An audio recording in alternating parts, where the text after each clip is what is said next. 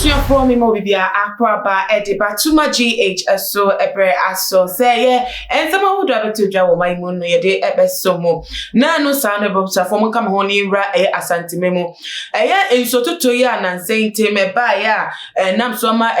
mante ma ho do wo Kumasi mbro no eso ahiri kese atese ebi ahwe mo japado ne busafo anam so ama bridger connect aloga ofori chrome to Ahinsan estate ebusafo bridge enso eyiye no yese enso na afa kofa bridge na bra nipa enam bridge no so no etimi edwura gwa ma atese wo ba penimu bi one ne ba wo ho aka ewo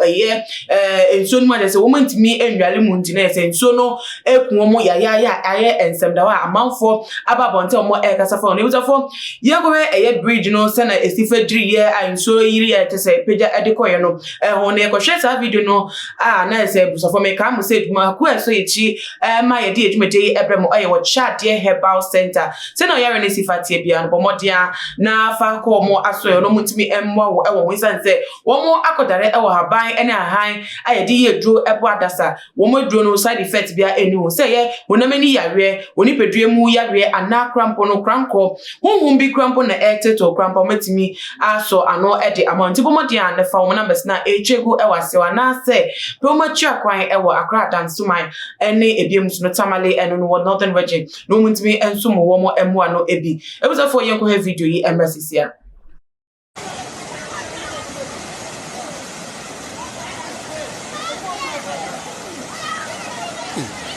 Munsusunko na dia na momalo mo kwa na mako na dia na mu yodura ba ha dio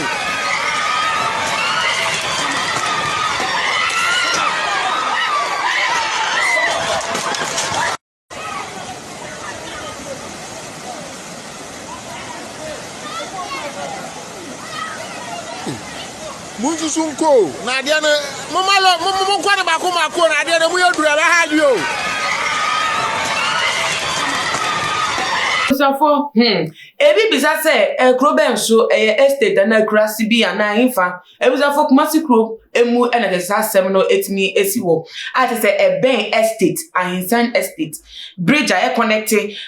from Oforikom Aloga to Ahinsan estate ho ena de sasem we esifa esiwo na ninie mu no ebusafo ye bisa se enti aso Ghana ha ye wo mpenufo embo crampo no tax agudu amanfo etua obi ye dwuma kakra ne kakra no woje de hwe wono nebusuafo ne sate hu ensihu ebiem sokota de sate hu bi no die pa ene de Nanti bridge we bi say wo Ghana enso tuto bremu atesa manfo fa so de ko mu fiefie mu kola enam so bi mpenifo nam so bi ense mpenifo hwe na we de bibisa say wo mu ekro mu ona say wo mu mantem okampo no honorable member of parliament ben ene da ho a that wa hwe ama ne kro so boni say etimi esi wo so na bibisa fo mi bise mu no ne ya kire me say sa kro we no MP oda no honorable Dr. Mafo ono ne bro no eso eno ne bibisa so no ankase mu no ofa bridge we so ana wofa bridge we so bia na mpokra ne ma na say de duma ye fo no makwan mo efa bridge we so ana enti wo man mu ne yeti ne yedi abro se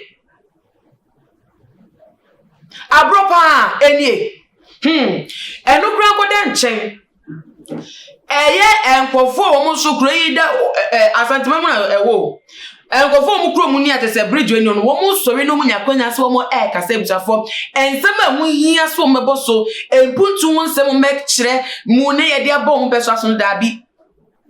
we akoka mi wasem wa we akoyese wa ni ape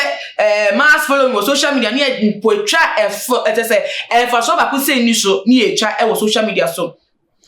na nyama bi say koso mu cross mu bro no so mu ntimi enka wasem na nti mu so die mpa na mu pe nim so mu behwe ana mu behu e wo mu kro no mu anse mu hu say de ekono ye di mabro enso 2 hours pe to Kumasi bro no so he de oye na e de e ba kro no emu na epokrando video no create ko no tie comment ko so ejire kwa wo mo no mo nam so na amanfo ka wo bridge no de aye mo hwese o na tese o we nya no ho ya de o nanto so de bi enti se tim enene akobie e wo nipa mienu ewo mu when ya eti kro yi mu 21st century Ghana kro mu Kumasi to be precise kro kese mu aye se wo yi akra fi wa na efe no na to aso ebusafo na me bisa o ote kokoso na otumfo se tutum bisa se empo ni waskani bro no we so nim de ekoso bro no we so na nche se adenti na etna se ye hwe han se enso tuto bremo nim se Ghana ha se ne ya setina tie nso tuto se ya flooding to be tempo kan e be prepare beforehand ye twamo ye na esiansa na we yeah, within some few weeks, we won't say contract ko jina so be ko be contract or be contracted bridge for be constructed bridge for.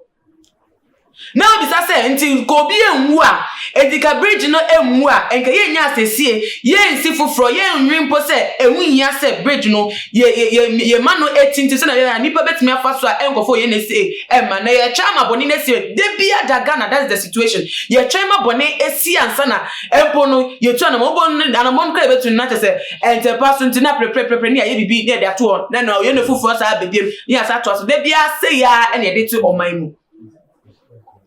Yesha amanfo edia wo mu ye wo mu cross de bia da ye see e follow US ye see e follow UK ye follow amanwo do so but ye hwe wo mu dia wo mu ye utimi so wo ma join na da wo mu cross no so mpuntuo so de be boa makro manfo wo mu be hiha wo mu betom na so Ghana de pe fun de ye fun ni political parties do all kon kan de on asem to asum de na ye nkwapo na politics edia ma Ghana as a nation. It was a first time when you major at your mammo. Namu and one or a comment section. Maybe I'm going to share video on all the social media platforms. Follow TumaGH for Instagram, Twitter, so at TumaGH_, Facebook, Tuma GH.